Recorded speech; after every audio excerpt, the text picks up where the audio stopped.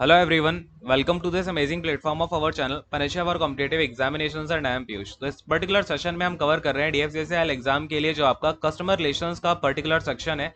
और इसमें अभी हम गार्टनर का कॉम्पिटेंसी मॉडल पढ़ रहे हैं और इसके अलावा ना आपको मैं आज कुछ टर्म्स से इंट्रोड्यूस कराऊंगा जो अक्सर एग्जाम्स में पूछे जाते हैं और उनसे रिलेटेड बातें हैं।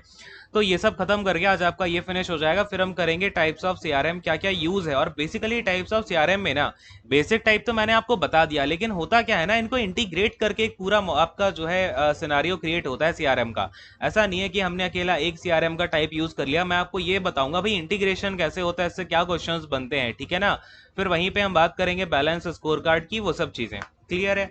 चलो, आज की आपकी क्लास नंबर 25 है। इससे पहले आपने 1 to 24 क्लासेस नहीं देखी हैं तो वो देख करके आओ फटाफट से, ठीक है। क्योंकि आपका बेस जो है वो फर्स्ट क्लास से ही बनाना मैंने स्टार्ट किया है। और गार्डनर का हम यहाँ पे कॉम्पिटेंसी मॉडल देख रहे हैं और मैंने आपको देखो ये सारे पॉइंट्स कवर करा दिए हैं। हमें मेनली अब क्या करना है, जो सीआरएम मैट्रिक्स है और जो आपका ऑर्गेनाइजेशनल कोलैबोरेशन है, ये दो पॉइंट्स इसके थोड़े इंपॉर्टेंट है। और यहाँ पे देखो कॉस्ट टू सर्व क्या होता है, देन हमें यहाँ पे ये समझना है कि कस्टमर लॉयल्टी प्रोग्राम्स बनाए जाते हैं, उनका क्या यूज है, ठीक है। सोशल कॉस्ट क्या होती है, देन ये सभी चीजें कवर करके हम थोड़ा सा समझेंगे ऑर्गेनाइजेशनल कोलैबोरेशन क्या होता है, ठीक है।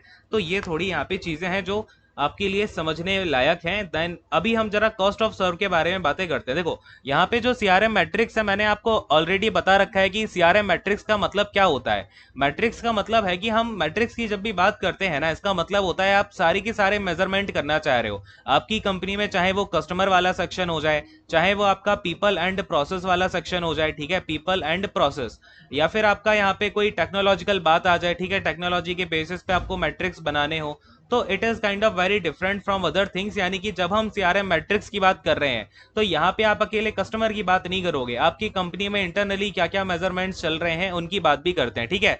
मैं आपको सारे मैट्रिक्स के टाइप बता ही चुका हूँ। चलो फटाफट से बताओ क्या क्या टाइप होते हैं, ठीक है। और इसके अलावा आपका यहाँ पे बताया था मैंने स्ट्रेटजी मैट्रिक्स होते हैं, देन आपका क्या हो जाता है कंपैरेटिव मैट्रिक्स होते हैं, कुछ आउटपुट और कंपैरेटिव, ठीक है।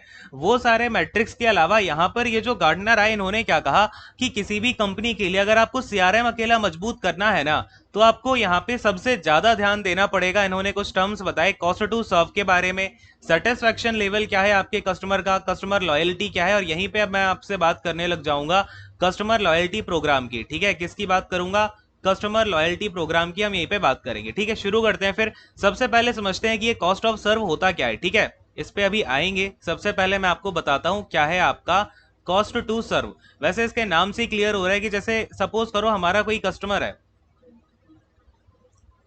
तो उसके ऊपर हम यहाँ पे कितना खर्चा कर रहे हैं, ठीक है। यानी कि हमने उस पर कितना खर्चा कर दिया।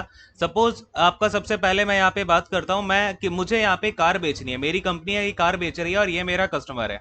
मैंने इसे कार बेच दिया। अब इसे बेचते टाइम मैं क्या कर रहा हूँ, इसे मैं कार दे रहा हूँ, यानी कि मेरा यहाँ पे क्या लगा है, मैन्युफैक्चरिंग की कॉस्ट लगी होगी, देन ट्रांसपोर्टेशन भी लगा होगा, रॉ मटेरियल का लगा होगा, वो सब अलग बात है। फिर इसके बाद क्या होगा, सर्विसिंग कॉस्ट भी लगेगी। फिर मैं इस कस्टमर को एक्वायर करने वाली जो मेरी कॉस्ट रही होगी, मेरी मार्केटिंग टीम की कॉस्ट रही होगी। देन इसके बाद में क्या होगा, पीपल की कुछ कॉस्ट होगी, ठीक है, यानी कि जो लोग मेरे एम्प्लॉइज हैं उनकी कुछ कॉस्टिंग जारी होगी इसके ऊपर। देन आपका क्या होगा, इक्विपमेंट के ऊपर, यानी कि जो लेबर वगैरह लग रहा है इस कस्टमर तक पहुंचाने में सामान, उसकी कॉस्टिंग लगेगी। देन इसके बाद क्या होगा, प्रोसेसिंग, यानी कि जो मेरा यहाँ पे प्रोसेसिंग में क्या आता है आपका, जितने भी आपके यहाँ पे टेक्निकल चीजें होती हैं, आईटी इंफॉर्मेशन वाला हो गया डिपार्टमेंट, यानी कि यहाँ पे जो भी खर्चा हो रहा है ना, वो सभी खर्चा ऐड करके इवन आगे आने वाले टाइम में जो मेरी सर्विसिंग कॉस्ट जा रही है ना किसी भी कस्टमर के ऊपर, वो भी मैं इसी में ऐड कर देता हूँ और उठा करके इस कस्टमर ने मुझे जितना पैसा दिया है, यानी कि इससे मुझे जितना पैसा मिलने वाला है उससे मैं माइनस करके देखता हूँ, तो मुझे क्या मिलता है, प्रॉफिटेबिलिटी मिल जाती है कि यार क्या प्रॉफिटेबिलिटी है, यानी कि मुझे कितना फायदा हो रहा है इस पर्टिकुलर कस्टमर से। इसे ही हम बोलते हैं कॉस्ट टू सर्व। यानी कि कॉस्ट टू सर्व क्या है, यानी कि आपने एक आपका कस्टमर है उसको सर्व करने के लिए कितना पैसा लगा दिया, कितनी कॉस्टिंग आपकी तरफ से जा रही है, ठीक है। सारी फैसिलिटी प्रोवाइड करने में, प्रोसेस प्रोवाइड करने में, ठीक है, पीपल प्रोवाइड करने में, यानी कि हम जो एम्प्लॉइज की तरफ से आप जो उसे फैसिलिटीज प्रोवाइड करवा रहे हो, ठीक है, कोई सर्विस दे रहे हो, तो उसका पूरा आपको यहाँ पे चीजों को क्या करना पड़ता है, अच्छे से उनको मेजर करना पड़ता है, ठीक है। तो अब इसका यूज क्या है, ठीक है, अब समझना थोड़ा सा ध्यान से। आपको ये तो समझ आ गया होगा ये क्या होता है। इससे हमें पता चलता है कि हमारे कौन से ऐसे कस्टमर हैं जो कि हमारे लिए प्रॉफिटेबल नहीं है, ठीक है। ऐसे कौन से कस्टमर है जो हमारे लिए प्रॉफिटेबल नहीं है, और ऐसे हमारे प्रोडक्ट कौन कौन से हैं जो कि हमारे लिए प्रॉफिटेबल नहीं है। ध्यान देना, दो चीजों के बारे में पता चलता है, फिर हम क्या करते हैं, ग्रीन और रेड जोन बनाए जाते हैं। ठीक है, जैसे कॉस्ट टू सर्व बेसिस पे आपके क्या बनाया जाता है, एक रेड जोन बनाया जाता है, एक आपका ग्रीन जोन बनाया जाता है। रेड जोन को मैं रेड से ही डाल दूं क्या, देखो एक आपका रेड जोन बनाया जाता है। तो क्या करते हैं, जिन कस्टमर से हमें यहाँ पे लॉस हो रहा है या फिर प्रॉफिट नहीं आ रहा है, उन कस्टमर को हम यहाँ पे क्या डाल देते हैं, रेड वाले जोन में डाल देते हैं। और ऐसे प्रोडक्ट हमारी कंपनी के जिन पे आपका या तो सर्विसिंग की कॉस्ट बहुत ज्यादा जा रही है, या फिर जिनके ऊपर लेबर बहुत ज्यादा कॉस्ट जा रही है और हमें कम दामों में बेचना पड़ रहा है ड्यू टू द कंपटीशन। जैसे कि इसका सबसे परफेक्ट एग्जांपल आपका क्या होगा, जो इंडियन टॉयज हैं वो थोड़े से महंगे होते हैं क्योंकि उनके ऊपर जो लेबर कॉस्टिंग जाती है ना, या फिर आप इंडियन फोन्स की बात करोगे, जो फोन कंपनी है वो इंडिया में क्यों इतना ज्यादा सस्टेन नहीं कर पा रही है, या फिर उनकी जो प्राइसिंग है वो चाइनीज फोन से ज्यादा क्यों होती है, क्योंकि यहाँ पर जो लेबर चार्जेस हैं या फिर जो अपना मैन्युफैक्चरिंग चार्जेस आते हैं ना, वो आते हैं ज्यादा। और हमारे मार्केट में जो चाइनीज फोन आ रहे हैं उनकी कॉस्टिंग होती है बहुत कम, उन्हें बस असेंबल करते हैं हम इंडिया में और बेच देते हैं। इस वजह से आपका होता क्या है कि हमारा घाटा होने लग जाता है। जो इंडियन कंपनीज है, जो इंडियन टॉय कंपनी है, उसमें लेबर ज़्यादा चार्ज लगती है। ठीक है, उसका लेबर चार्ज क्या होता है, ज़्यादा होता है, जबकि चाइना वगैरह में जो लेबर चार्ज है ना वो बहुत कम है कंपैरेटिवली। क्लियर है, तो ये चीज़ है। और इससे होता क्या है कि आपका प्रोडक्ट जो है वो आपका ऐसा हो जाता है कि वो प्रोडक्ट मेरा लॉस में जा रहा है, तो उस प्रोडक्ट को हम ले जाते हैं किसमें, रेड जोन में लेके जाते हैं। देन ग्रीन जोन में क्या होता है, ऐसे कस्टमर जो कि हमारे लिए यहाँ पे फायदा दे रहे हैं कॉन्टिन्यूसली, और जिनका सीएलवी यहाँ पे ज्यादा होने के चांसेस है। ठीक है, देखो सीएलवी आपका यूनिवर्सल है, सीएलवी कहीं ना कहीं आपका काम में आ ही जाता है। क्लियर है, तो सीएलवी जिसका ज्यादा होगा उससे हमें अगर थोड़ा बहुत लॉस भी हो रहा है तब भी हम उसे क्या करेंगे, प्रॉफिट में बदलने की कोशिश करेंगे। क्लियर हुआ, क्या करना है, कस्टमर आपका वहां पे ग्रीन जोन में आ गया और जो प्रोडक्ट आपका अच्छा बिक रहा है, और सपोज करो जैसे मुझे एक प्रोडक्ट पे मेरा मार्जिन आ रहा है 10 रुपीज का, लेकिन वो प्रोडक्ट मेरा बिकता बहुत ज्यादा है, वो प्रोडक्ट लेटेस्ट से यहाँ पे 100 लोग ले लेते हैं। ठीक है, 100 लोग ले लेते हैं तो मेरा मार्जिन कितना बन गया, टोटल 1000 का बन गया। लेकिन वही एक मेरा प्रोडक्ट है जो मुझे फायदा तो देता है 50 रुपीज का, मार्जिन तो उस पर मेरा 50 रुपीज का है, लेकिन उसे खरीदने वाला बस दो ही बंदे हैं, तो इससे मुझे कितना मिला, बस 100 रुपीज का फायदा मिला, 100 रुपीज का फायदा मिला। ठीक है, तो इसलिए आपका जो ग्रीन में जाएगा वो कौन सा प्रोडक्ट जाएगा, ये वाला जाएगा जो मुझे 10 रुपीज का फायदा दे रहा है, लेकिन इसे 100 लोग लेना पसंद करेंगे। ठीक है, तो ये थोड़ा सा समझना, ये जो मैं क्यों दे रहा हूँ ऐसे एग्जाम्पल, ये आपको लैंग्वेज में बना के दिया जाएगा। अभी मैं आपको कुछ क्वेश्चंस करवाऊंगा, वहां पे घुमा के पूछूंगा, तब आपको आइडिया पड़ेगा कि सर यहाँ पे ये चीज कहाँ काम आ रही है। ठीक है, नाउ अब यहाँ पे सबसे बड़ी बात कि कॉस्ट टू सर्व, अगर जो मेरा है कॉस्ट टू सर्व है ये अच्छा नहीं आया, सपोज करो जो रेड जोन वाले मेरे कस्टमर है, तो हम क्या करें, क्या उन कस्टमर को निकाल के बाहर फेंक दें। एक क्वेश्चन ये पूछा जाता है कि आपका जो कॉस्ट टू सर्व है उसमें आपका जो रेड जोन के कस्टमर होते हैं उनके साथ हमें कैसे डील करना होता है, बताओ भाई कैसे डील करोगे, क्या हम इन्हें निकाल के फेंक दें बाहर, नहीं भाई, इन्हें हम बाहर नहीं फेंकेंगे। किसका यूज करेंगे यहाँ पर हम कस्टमर को परस्यू करेंगे कि ये हम इसको हम कराएंगे अपसेलिंग।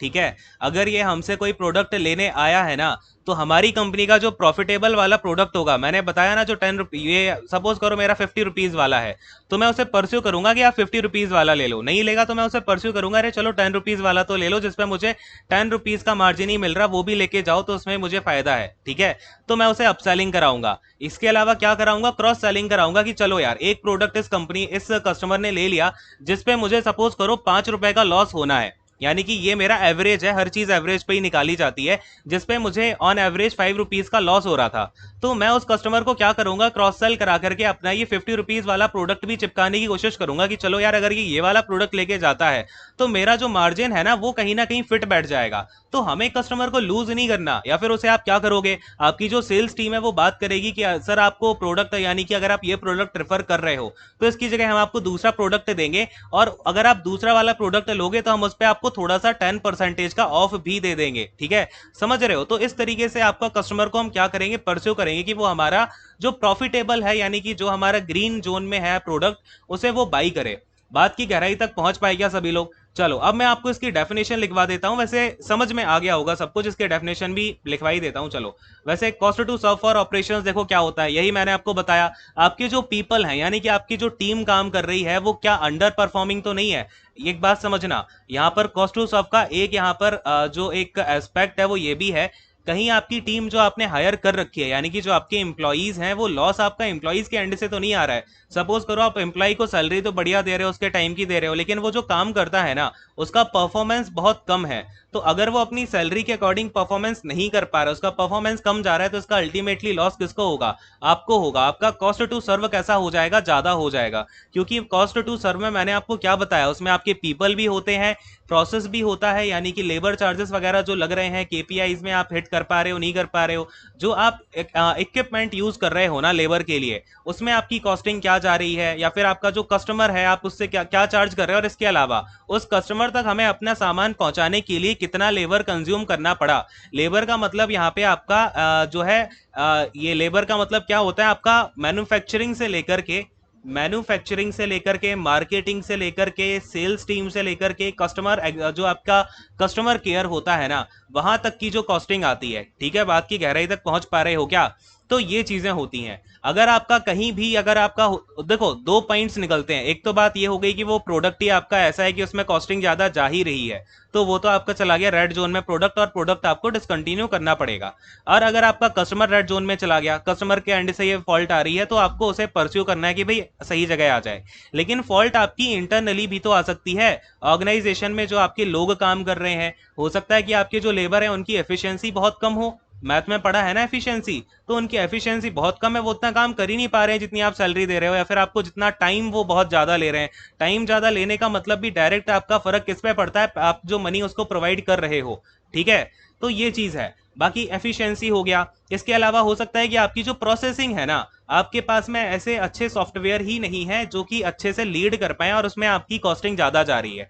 तो आपको सॉफ्टवेयर भी इस हिसाब से लेने की उनकी परफॉर्मेंस भी अच्छी हो और कॉस्टिंग भी सही जा रही हो। ठीक है, ऐसा नहीं है कि कॉस्टिंग बहुत ज्यादा चली जाए, क्योंकि अल्टीमेटली हम ये जो सारी की सारी चीजें आप यूज कर रहे हो ना कंपनी में, उसका पूरा पैसा कहां से आ रहा है? कस्टमर से आ रहा है। कस्टमर क्या कर रहा है? आपका सेल्स। आप क्या कर रहे हो? सेल्स करके कस्टमर को अपना लेके आ रहे हो। ठीक है, तो सारा पैसा हमारा अल्टीमेटली हम जितना सामान सेल कर रहे हैं उससे आ रहा है। बात की गहराई तक पहुंच पा रहे हो या नहीं? देखो, एक चीज समझना, आपको मैं एक छोटा सा एग्जांपल देता हूं। जैसे आपने किसी शॉप में देखा होगा, अगर आप गोलगप्पे पीने मॉल में जाओगे तो वही गोलगप्पा आपको 70 रुपीज के 3 पड़ेंगे। अगर आप बाहर जो बाहर होते हैं ना, उनसे अगर आप पियोगे तो 20 रुपीज के 6 पीसेस पड़ जाते हैं। ठीक है, तो समझ रहे हो यहाँ पे क्या है? मॉल में जाने में क्या हो गया, उन्होंने आपसे क्या किया? मेंटेनेंस चार्ज ले लिया। उनका जो एसी वगैरह की कॉस्टिंग है या फिर बैठाने की कॉस्टिंग है, वो पूरी की पूरी उठा ली उनका जो वहां पे रेंट जा रहा होगा। ठीक है, और ये बाहर जो आपका बैठा हुआ, ये बस आपसे थोड़ा सा प्रॉफिट ले रहा है, और अपना जो उसका सामान वगैरह लगा है, मैन्युफैक्चरिंग कॉस्ट लगी है, वो ले रहा है। ठीक है, तो समझ पा रहे हो क्या? बात की गहराई तक पहुंचे कि नहीं पहुंचे? इसका मीनिंग जो है ना, कॉस्ट टू सर्व का थोड़ा सा ब्रॉड है, और क्वेश्चन इसके थोड़े डीप आ जाते हैं कभी कभी, समझने में आपको फॉल्ट हो सकती है। ठीक है, चलो खैर, मेरे वर्ड्स को आप लोगों ने समझ लिया होगा। अब मैं इसका आपको डेफिनेशन लिखवा देता हूं। जो कॉस्ट टू सर्व होती है, इसको सीटीएस बोलते हैं, इसको शॉर्ट फॉर्म भी याद रखना। तो सीटीएस इज द मेजरमेंट। क्या है सीटीएस? आपका मेजरमेंट है। Measurement of cost factors. किसका मेजरमेंट है? Measurement of cost factors that go into the that that go into the किस में जा रहा है आपका पैसा? Servicing of a customer. जो आप कस्टमर को क्या प्रोवाइड करवा रहे हो? सर्विसिंग प्रोवाइड करवा रहे हो। ठीक है, सर्विसिंग ऑफ अ कस्टमर। या फिर आपका क्या हो जाएगा? और द प्रोडक्शन ऑफ। किसका प्रोडक्शन भाई? प्रोडक्शन ऑफ अ प्रोडक्ट, यानी कि प्रोडक्शन में आपका जितना पैसा लगा। इसके अलावा आपका क्या हो जाएगा? When paired with revenue. जब हम इसको पेयर करते हैं रेवेन्यू के साथ, मैंने क्या बताया आपको? जितना रेवेन्यू मिल रहा है, आपको पैसा अपना सारे का सारा उसी में से तो मैनेज करना होगा, है ना? तो when paired with the revenue, जो आपका CTS है, ठीक है, यानी कि कॉस्ट टू सर्व है, इसका एनालिसिस, थोड़ा सा नीचे आते हैं, CTS एनालिसिस, यानी कि जो आप कॉस्ट टू सर्व एनालिसिस कराते हो, ठीक है, इट इनेबल्स, यानी कि जो आपका CTS एनालिसिस है, enables you to serve, enables you to accurately calculate. ठीक है, एक्यूरेटली कैलकुलेट। इसको आप एक बार लिख लो, फिर मैं थोड़ा सा नीचे का समझा दूंगा। Profitability by customer, profitability by customer, by customer. इसके अलावा आपका क्या हो जाता है? देखो थोड़ा सा और नीचे आते हैं, प्रोडक्ट टाइप्स, प्रोडक्ट टाइप्स, देखो मैंने आपको ऊपर बताया था ना, जो प्रोडक्ट हमारा प्रॉफिटेबिलिटी देगा वो किस में जाएगा, ग्रीन में, जो हमें प्रॉफिटेबिलिटी नहीं देगा वो जाएगा रेड जोन में, ठीक है। देन आपका प्रोडक्शन लाइंस हो गई, क्या हो गया, प्रोडक्शन लाइंस। इसके अलावा आपका फैसिलिटीज हो गई, फैसिलिटीज। देन आपका प्रोसेस हो गई, ठीक है। तो हमारा जितना भी हमें रेवेन्यू मिल रहा है ना, बेसिकली देखो क्या बात की गई है, ये है आपका सीटीएस मेजरमेंट होता है वो सारे कॉस्ट फैक्टर्स का, जो कि आपका कस्टमर की सर्विसिंग में जा रही हैं या फिर हमारे प्रोडक्ट के प्रोडक्शन में जा रही हैं। क्लियर है। इसके अलावा ये प्रोडक्शन और सर्विसिंग में ही हमारी सारे इंक्लूड हो जाते हैं। प्रोडक्शन में आ जाता है आपका मैन्युफैक्चरिंग कॉस्ट वगैरह, सर्विसिंग में आपका इंक्लूड हो जाता है हमारा जो भी मार्केटिंग का टर्म यूज हो रहा है ना। देखो सर्विसिंग का जो टर्म होता है ना वो काफी ब्रॉड है, आपका मार्केटिंग से लेकर के, मार्केटिंग टीम से लेकर के कस्टमर इंगेजमेंट टीम तक जो है वो आपकी सर्विसिंग ही कहलाती है, ठीक है। किसी भी कस्टमर की हम सर्विसिंग कर रहे हैं। खैर जब हम इसको पेयर करते हैं ना रेवेन्यू के साथ, यानी कि हमें जितना रेवेन्यू मिला है, तो इससे हमें पता चलता है कि यार प्रॉफिटेबिलिटी हमें कितनी हो रही है in the terms of customer, product का टाइप, प्रोडक्शन की लाइन, या फिर जो फैसिलिटीज हम प्रोवाइड कर रहे हैं उसकी प्रोसेसिंग में, ठीक है। समझ में आया क्या, क्लियर हो गया। चलो अब हम थोड़ा सा इसके ऊपर बढ़ते हैं। अब मैं आपको इसके फायदे बताता हूं। आपका जो सीटीएस होता है यानी कि जो कॉस्ट टू सर्व है, इसके बेनिफिट क्या क्या है। पहली बात तो अब आपका जो लेबर कॉस्ट है या फिर प्रोडक्ट टाइप है, प्रोसेस है, कस्टमर है, इसको आप इसका जो एनालिसिस है वो थोड़ा अच्छे से कर पाते हो, ठीक है।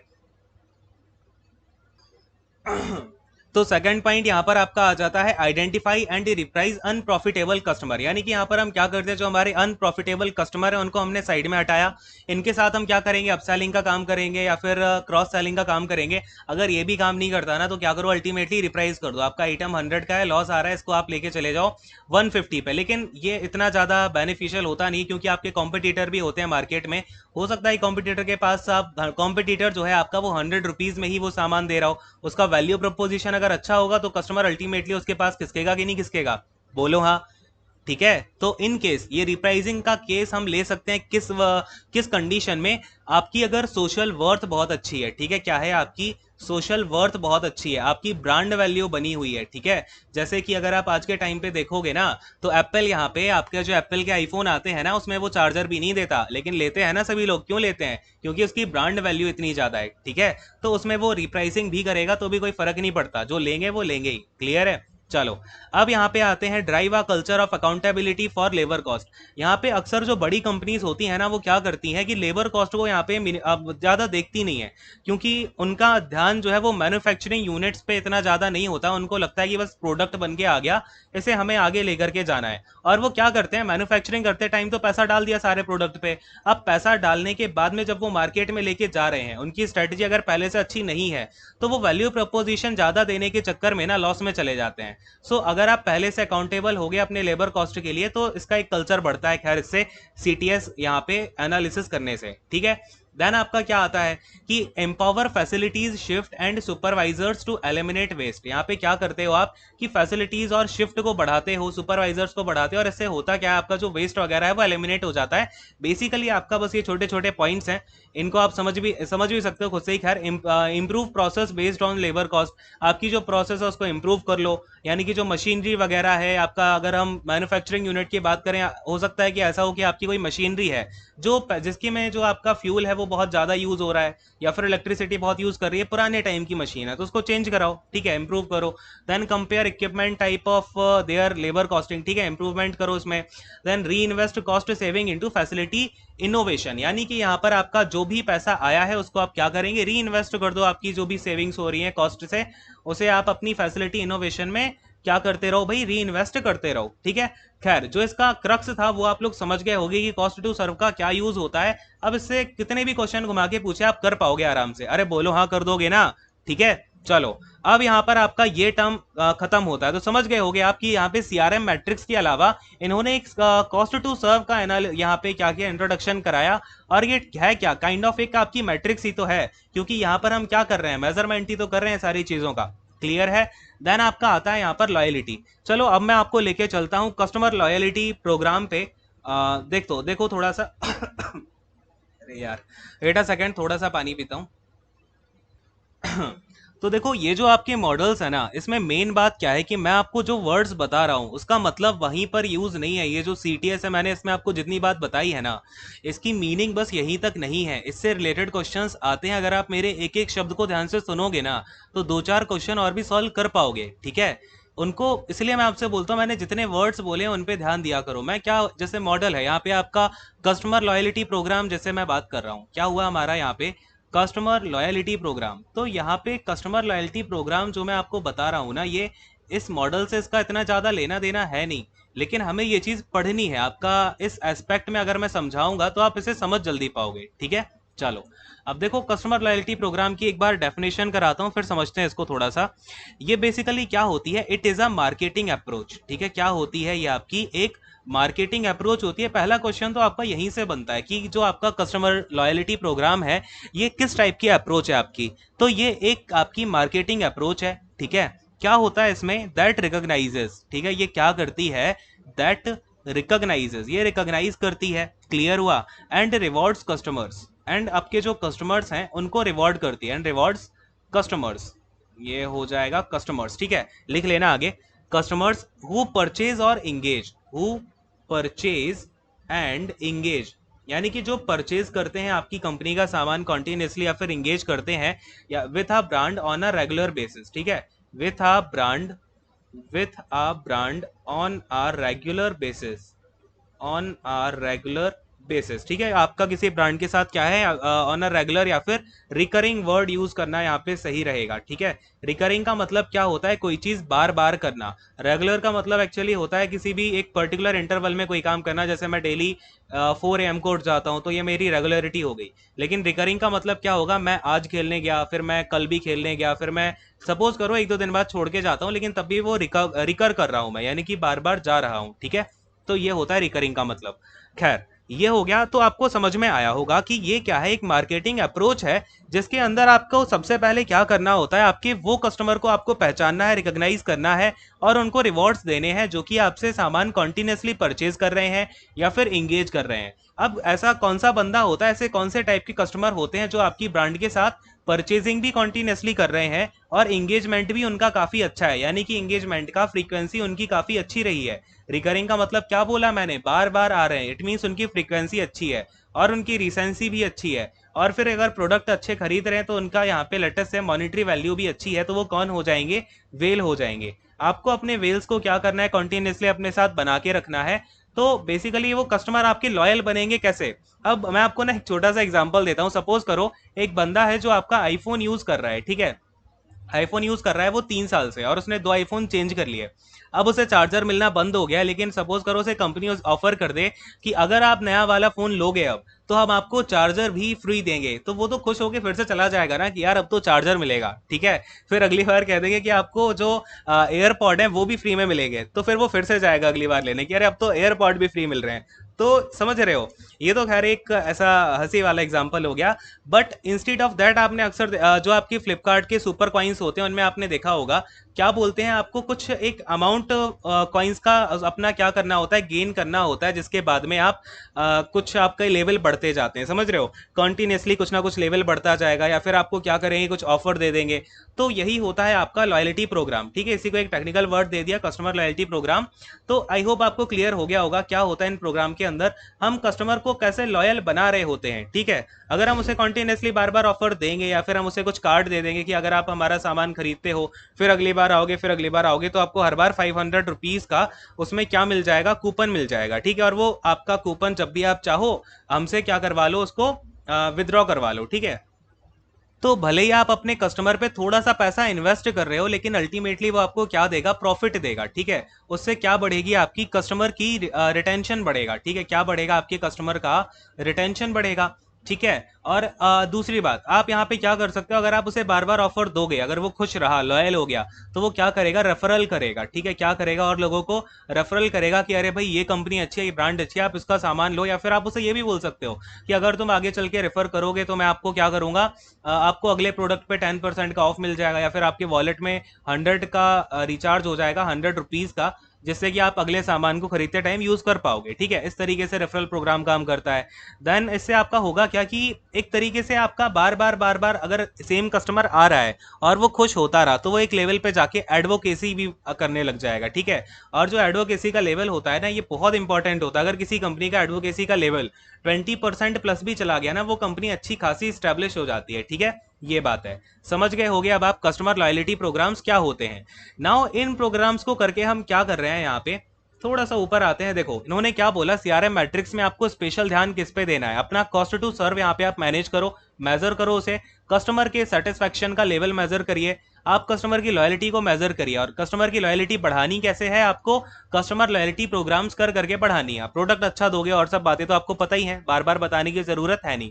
देन आपका आता है सोशल कॉस्ट। ये सोशल कॉस्ट का मतलब क्या है, अब ये जो टर्म है ना आपका सोशल कॉस्ट, ये है इकोनॉमिक्स का वर्ड, लेकिन अब आपके एग्जाम में इकोनॉमिक्स भी आनी है तो इसको समझ ही लेते हैं। ठीक है, चलो खैर सोशल कॉस्ट समझते हैं यार। ये थोड़ा सा ना आपको दिमाग अपना खोलना पड़ेगा, ध्यान से सुनना। सोशल कॉस्ट की जब मैं बात करता हूँ, सोशल कॉस्ट का मतलब क्या होता है, देखो गार्टनर का मॉडल अपने आप में इंपॉर्टेंट क्यों है, ये कोई ऐसा बहुत अच्छा कुछ खास मॉडल है नहीं।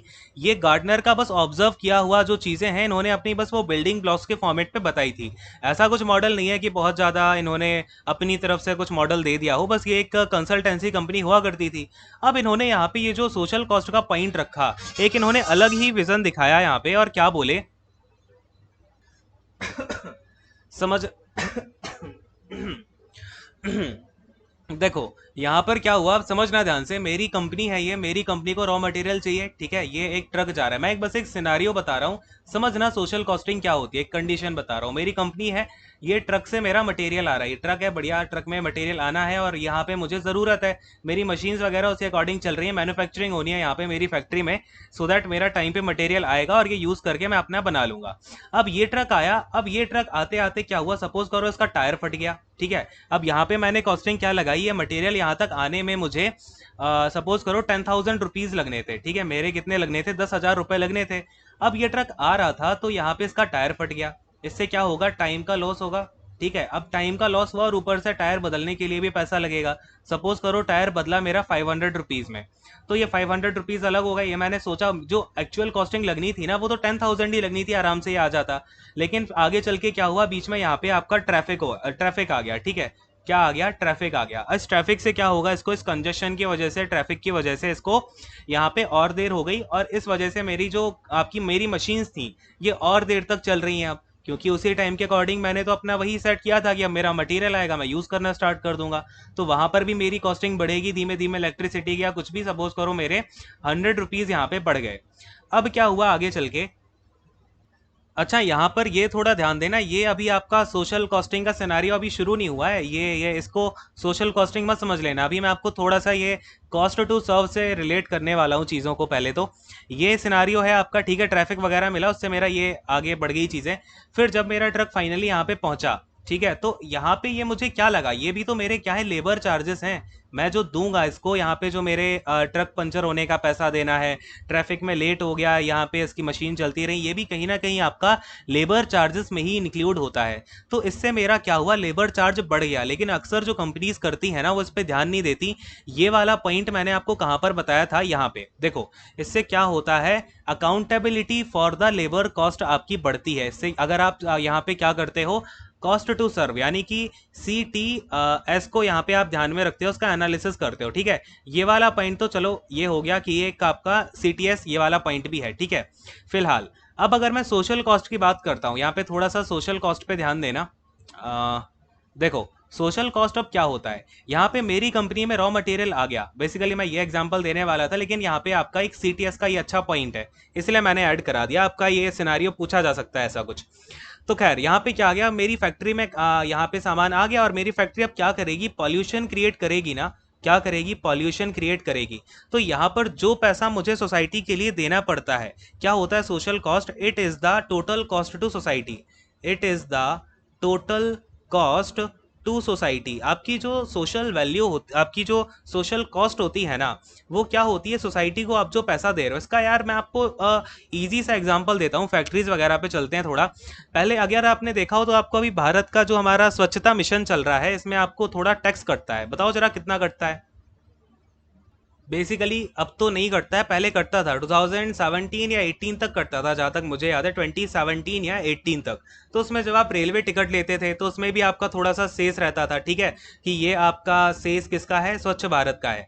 तो इसमें बेसिकली होता क्या है कि आप जो भी पैसा सोसाइटी के लिए दे रहे हो, अब यहाँ पे स्वच्छ भारत मिशन का क्या एम था कि हम यहाँ पे अपना क्लीनलीनेस को बढ़ाएंगे, तो उसमें पैसा आप भी दे रहे हो, आपको ये एक्स्ट्रा कॉस्टिंग जो आ रही है, सपोज करो आपको ट्रैवल करने की कॉस्टिंग आई 100 रुपीज और यहाँ पे सेस लग गया आपका 7 रुपीज का, तो आप पूरा पैसा कितना दे रहे हो, 107 रुपीज दे रहे हो। तो उसमें से जो 100 रुपीज है ना, ये तो होती है आपकी पर्सनल कॉस्ट, ठीक है, इसको हम क्या बोल देते हैं, पर्सनल कॉस्ट बोल देते हैं। लेकिन ये जो आपके 7 रुपीज एक्स्ट्रा लग रहे हैं ना, इसको बोला जाता है एक्सटर्नल कॉस्ट, ठीक है, क्या बोलते हैं इसको, हम एक्सटर्नल कॉस्ट बोलते हैं। और इन दोनों को जोड़ करके जो पैसा आपने टोटल दिया है 107 रुपीज, ये है आपकी क्या, टोटल सोशल कॉस्ट। क्लियर है, समझना इस चीज को ध्यान से। सोशल कॉस्ट आपकी क्या होती है, टोटल पैसा जो आप पे कर रहे हो। चलो आपको एक और एग्जांपल देता हूं, आप यहाँ पे जो पेट्रोल का पैसा दे रहे हो ना, सपोज करो एक पेट्रोल का पैसा दिया आपने, ये पेट्रोल का जो पैसा डिसाइड किया जाता है ना, यहाँ पर आपका, आप जो पॉल्यूशन क्रिएट करने वाले हो उसका भी यहाँ पे पैसा कटता है, जो कुछ फॉरेन कंट्रीज होती हैं वहां तो कटता है, ठीक है। जैसे सपोज करो मेरा पेट्रोल मैंने भरा है 100 रुपीज का, पॉल्यूशन का जो यहाँ पे मेरे से टैक्स लिया गया, फिर पॉल्यूशन जो मैं क्रिएट करूंगा उसके लिए पैसा मेरा लग गया, यहाँ पे मुझसे ले लिया चलो 5 रुपए, ठीक है। इसके यानी कि इतना जो आप पेट्रोल बर्न करोगे तो फिर यहाँ पे 5 रुपीज का आप पे टैक्स भी लगेगा, यहाँ पे पॉल्यूशन क्रिएट करने के लिए। जब आप इतना पेट्रोल जलाओगे तो इतना आपका टैक्स लगेगा पॉल्यूशन के लिए, और ये जो पूरा पैसा मिला के मैं दे रहा हूँ वो हो जाएगा 105 रुपीज। तो यहाँ पर बेसिकली क्या है, ये 100 रुपीज तो मेरी पर्सनल कॉस्ट है, लेकिन 5 रुपीज क्या है, ये मेरा क्या हो जाएगा, बेसिकली एक्सटर्नल कॉस्ट हो जाएगी, ठीक है, क्या हो जाएगी, एक्सटर्नल कॉस्ट। और पूरा मिलाकर के ये क्या बना देगा, मेरी सोशल कॉस्ट बना देगा। अरे क्लियर है क्या, थोड़ा बहुत समझ में आया, दिमाग में घुसा कि नहीं घुसा, क्वेश्चन कर लोगे ना, बस यही 2-3 बातें पूछी जाती हैं इसमें। इकोनॉमिक्स में अगर क्वेश्चन आया सोशल कॉस्ट क्या होती है, तो याद रखना हम जो कॉस्ट सोसाइटी को पे करते हैं, ठीक है, यानी कि सोसाइटी की चीजों का हार्नेस करने के लिए। अब इन्होंने ये पॉइंट यहाँ पे क्यों डाला, देखना इन्होंने क्या बोला, जब आप सीआरएम की मैट्रिक्स लगा रहे हो ना, तो उसमें आपका जो सोशल कॉस्टिंग जा रही है, यानी कि अगर मेरी फैक्ट्री यहाँ पे चल रही है ना, तो उससे यहाँ पे गवर्नमेंट वो पैसा भी लेती है जो आप पॉल्यूशन फैला रहे हो। एक्चुअली मैं यहाँ पे तो इतना ज़्यादा ध्यान दिया नहीं चाहता, लेकिन क्या होता है ना, अगर आपकी कोई फैक्ट्री है, वो नदियों में अगर उसका कचरा जा रहा है, गंदा पानी जा रहा है, या फिर वो ज़्यादा पॉल्यूशन फैला रही है, वहाँ पे तो फाइन लिया जाता है। लेकिन थोड़ा बहुत जो एप्लीकेबल कंडीशंस होती हैं, उस कंडीशन में आपका पॉल्यूशन जा रहा है तो उसका यहाँ पे टैक्स भी लगता है, ठीक है। तो वो पैसा भी आपको कंसीडर करके चलना चाहिए और वो भी आपको मेजर करके चलना चाहिए। ये बात पूरी थी आपकी सीआरएम मैट्रिक्स में इन्होंने जो अलग से बताई, ठीक है। बात समझ में आई क्या, क्लैरिफाइड हुई ये वाली बात, क्या होती है सोशल कॉस्ट। हाँ, और ये सोशल कॉस्ट हर लेवल पे होती है, ठीक है, ये नहीं है कि बस आपका मैन्युफैक्चरिंग लेवल पे होगी। मैन्युफैक्चरिंग लेवल का मैंने एक एग्जांपल दिया है, इससे आपके दिमाग में चीज थोड़ी फिट हुई होगी, ठीक है। चलो अब आते हैं अपने अगले वाले पॉइंट पे, 8th वाला, ऑर्गेनाइजेशनल कोलैबोरेशन। देखो इसलिए मैंने आपसे बोला था ये जो 2 पॉइंट है ना गार्टनर के, ये थोड़े से हमारे डीप चले जाते हैं। अब ऑर्गेनाइजेशनल कोलैबोरेशन की अगर मैं बात करता हूँ, इसका मतलब क्या है ऑर्गेनाइजेशनल कोलैबोरेशन का। देखो यहां पर आपका, अगर मैं कोलैबोरेशन की बात करता हूं, एक एक करके इसको समझते हैं। देखो बेसिक थोड़ा सा समझना है इसका, कोलैबोरेशन का मतलब क्या होता है। कोलैबोरेशन का मतलब होता है जब 2 या 2 से ज्यादा लोग, ठीक है, 2 या 2+ लोग क्या करें, किसी शेयर्ड गोल के लिए, यानी कि उनका कोई एक कॉमन गोल हो, शेयर्ड गोल हो, उसके लिए मिलकर के काम कर रहे हो। तो ऑर्गेनाइजेशनल कोलैबोरेशन की जब हम बात करते हैं ना, तो यहाँ पर पिक्चर में आपका आ जाता है इन्वेस्टर, ठीक है, आपका जो इन्वेस्टर है कंपनी का, आपके जो एम्प्लॉयज हैं, ठीक है ना, आपके क्या है जो एम्प्लॉयज हैं, और इवन आपका जो कस्टमर है, ठीक है, आपके जो कस्टमर है, यानी कि सारे के सारे, मैं यहाँ पे किसकी बात कर रहा हूँ, स्टेक होल्डर्स की बात कर रहा हूँ, ठीक है, किसकी बात कर रहा हूँ, आपकी जितने भी स्टेक होल्डर हैं कंपनी के, पता है ना, स्टेक होल्डर में जितने भी लोग एसोसिएटेड होते हैं कंपनी से, सबकी बात आ जाती है। तो जो भी आपके स्टेक होल्डर हैं उन सभी का जो एक गोल है वो सेम होना चाहिए। यानी कि अगर आपकी कंपनी एसी बेच रही है तो आपकी कस्टमर की एक्सपेक्टेशन भी एसी से होना चाहिए। ऐसा ना हो कि आपकी कंपनी बेचने लग रही है एसी, और आपकी ये जो मार्केटिंग टीम है वो उसने कुछ ऐसा एडवर्टीजमेंट करा दिया कि लोगों को लगे अरे भैया ये तो बाइक बेच रहे हैं, ठीक है, बाइक बेचने लग रहे हैं, तो लोग आपके कस्टमर जो है वो बाइक को लेके आ जाएं, ठीक है। ये एक एग्जांपल दे रहा हूँ। कस्टमर आपका बाइक का एक यहाँ पे गोल लेके आ जाए कि मुझे बाइक मिलेगी यहाँ से, तो गोल सबका एक ही होना चाहिए, यानी कि जो आपका एक वैल्यू प्रपोजिशन आप देने वाले हो वो सभी के माइंड में क्लियर होना चाहिए, चाहे आपका कस्टमर हो चाहे आपका यहाँ पे एम्प्लॉइज हो, इनके माइंड में क्लियर होना चाहिए कि हमारी कंपनी जो है वो ये चीज़ बेचने लग रही है, हमें इस पर काम करना है। आपके जो इन्वेस्टर है वो इन्वेस्टमेंट तभी सोच के करें, ये ना हो कि बाद में आपका यहाँ पे आपस में कुछ दिक्कत आ जाए या फिर इन्वेस्टमेंट रोक दी जाए। उनको पता होना चाहिए कि आपका वैल्यू प्रपोजिशन क्या रहेगा, क्या क्या चीज़ें हैं, ठीक है। तो आपका कल्चर और स्ट्रक्चर जो है कंपनी का वो उसी के अकॉर्डिंग होना चाहिए। आपके कस्टमर की, आपके पास भी कस्टमर की क्या होनी चाहिए, अंडरस्टैंडिंग होनी चाहिए कि आपके कस्टमर की ये नीड है और आप ये वैल्यू प्रपोजिशन दे रहे हो, ठीक है। इसके बाद में आता है आपका पीपल, यानी कि लोगों की स्किल भी उस हिसाब की होनी चाहिए। अगर आप कुछ भी बेच रहे हो उसके अकॉर्डिंग ही आपके जो एम्प्लॉइज हैं उनकी स्किल्स होनी चाहिए, राइट। जो सर्विस प्रोवाइड करवाना चाह रहे हो उसके अकॉर्डिंग उनकी कॉम्पिटेंसीज होनी चाहिए, ठीक है। और आपको यहाँ पे अपने जो एम्प्लॉइज हैं उनको अच्छे से एक जगह टारगेट रखने के लिए क्या करना होगा, इंसेंटिव्स और कंपेंसेशन भी प्रोवाइड करना पड़ेगा। आपके जो एम्प्लॉइज हैं उनसे आपको क्या करना है, कम्युनिकेशन भी अच्छे से करना है, ठीक है। और आपके जो पार्टनर और सप्लायर्स हैं उनको भी आपका मेन जो एम है, आपका वैल्यू प्रपोजिशन है वो पता होना चाहिए, वही इन्वेस्टर्स वाली बात, ठीक है। यानी कि कुल मिला के बात क्या है, आपको अपनी पूरी टीम को एक लीडरशिप में आके लेना है। देखो वही बात है, कुल मिला के यहाँ पे आपका वापस वहीं पे बात जाती है कि आपको पूरा ओवरऑल करना क्या है, आपकी जो भी टीम है, एम्प्लॉयज़ की टीम है, उनको खुश रखना है और उनको पूरा टारगेटेड रखना है आपके वैल्यू प्रपोजिशन को लेकर के, ठीक है। यानी कि आपको क्या करना है, यहाँ पे वही पहली वाली बात आ जाती है, लीडरशिप आपकी कैसी होनी चाहिए, ठीक होनी चाहिए, ठीक है। तो सारे के सारे ये क्या होते हैं, बिल्डिंग ब्लॉक्स होते हैं किसी भी कंपनी में अच्छा सीआरएम स्टैब्लिश करने के।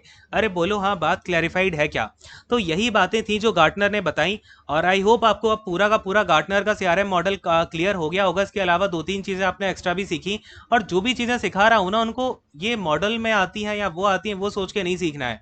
मैं बहुत सी बातें जोड़ के सिखाता हूँ सो दैट आपको क्लैरिटी आ जाए, जो कॉन्टेक्स्ट में बात चल रही है वो एक्स्ट्रा चीज़ें भी मिल जाए, ठीक है। चलो ये क्लैरिफाइड हुआ, अब आपका फिनिश हो गए हैं सारे मॉडल, खुश। अब आपके मॉडल सब क्या है भाई, फिनिश है। अब आपको बस एक चीज़ करनी है, जो आपका एक चीज़ क्या, अभी खैर मतलब कुछ चीज़ें और करनी है जिसमें कि आपका टाइप्स ऑफ सीआरएम बचता है, ठीक है। तो टाइप्स ऑफ सीआरएम अब अपना समझना स्टार्ट करेंगे कैसे कैसे चीज़ें होती हैं। और बस यार अच्छे से पढ़ते रहो, मेहनत करते रहो। मैं आजकल क्या देखता हूँ, आप स्टूडेंट्स होते हैं जो इंस्टाग्राम भी चला रहे हैं, व्हाट्सएप चलाने में लगे पड़े हैं, कहीं दुनिया जहान के ग्रुप्स में बातें हो रही हैं, ये हो रहा है वो हो रहा है। तो भाई पढ़ने पे ध्यान दो, ठीक है। जब चीज़ों को आप पढ़ोगे अच्छे से, उन पे फोकस करोगे तो अल्टीमेटली सब कुछ होगा। When you have to qualify anything you have to be a ghost, ठीक है। अगर आपको मेहनत करनी है ना तो घोस्ट बन के करो। ये नहीं कि पूरी दुनिया में आप बैंड बाजा बजा रहे हो, यार भाई हम तो पढ़े रहे हैं, फिर और करते क्या हो यार इंस्टाग्राम पे, मुझे समझ नहीं आता। इंस्टाग्राम पे, व्हाट्सएप पे, ये वो आजकल तो व्हाट्सएप पे, आजकल क्या आपको पता है, व्हाट्सएप पे जो स्टेटस का फीचर आया है बहुत साल पहले आया था। मैंने आज तक व्हाट्सएप का स्टेटस वाला फीचर यूज़ नहीं किया था 2021 से पहले, क्योंकि ये जो कोरोना का टाइम आया उसमें कुछ इन्फॉर्मेशन शेयर करने के लिए वो वहाँ पे यूज़ करना पड़ गया स्टेटस का। नहीं तो पता नहीं, लोग आप लोग किसी को बर्थडे विश करना है तो स्टेटस लगाओगे, ये कैसे इतनी सारी चीज़ें याद रख लेते हो। अच्छे से पढ़ाई पे ध्यान दो, डिस्कशन डिस्कशन तो सब ठीक है, जो मेन बात होती है ना, क्वेरी होती है, उसका डिस्कशन किया करो, क्लियर है। अच्छे से पढ़ाई करो, पढ़ाई पे ज़्यादा से ज़्यादा टाइम दो। जब चीज़ों पे आप टाइम दोगे ना पढ़ाई पे, उससे ज़्यादा बेटर आप कुछ नहीं कर रहे हो जीवन में, ठीक है। क्योंकि जब आप अपनी खुद की स्किल बढ़ाते हो ना, उससे ज़्यादा अच्छा काम हो ही नहीं सकता। इवन जब भी आप जॉब करो, कुछ भी करो, अपनी स्किल को हमेशा बढ़ाते रहना। क्योंकि एक चीज़ हमेशा याद रखो, जब हमारा तालाब में जो पानी होता है ना, वो धीमे धीमे, अगर वो पानी में कोई मूवमेंट नहीं है तो वो सड़ने लग जाता है, ठीक है। और जो नदी का पानी होता है वो हमेशा फ्रेश होता है, बिकॉज नदी हमेशा बह रही है। तो आपको भी अपने ज्ञान को, अपनी नॉलेज को बढ़ाते रहना है हमेशा, ठीक है। स्टैग्नेंट मत हो जाना कभी। चलो खैर यार, यही चीज़ें हैं। अब इस सेशन को एंड करते हैं। Thank you so much. और फिनिश हो गए आपके सारे मॉडल्स। अब देखेंगे बाकी की जो बची कुची चीज़ें हैं, एंड आपका मार्केटिंग भी करा दूंगा, इतनी टेंशन मत लो। बस जो भी करा रहा हूँ ना उसको यार ऐसे करते जाना कि आगे क्लैरिटी आपको कभी दिक्कत ना आए। और मेरे शब्दों पे प्लीज़ ध्यान देना अच्छे से, एक एक वर्ड जो बोला हुआ है उसको अच्छे से माइंड में बिठा के चलना, ठीक है। चलो खैर एंड करते हैं सेशन को। Thank you so much, god bless you all, take care and bye bye.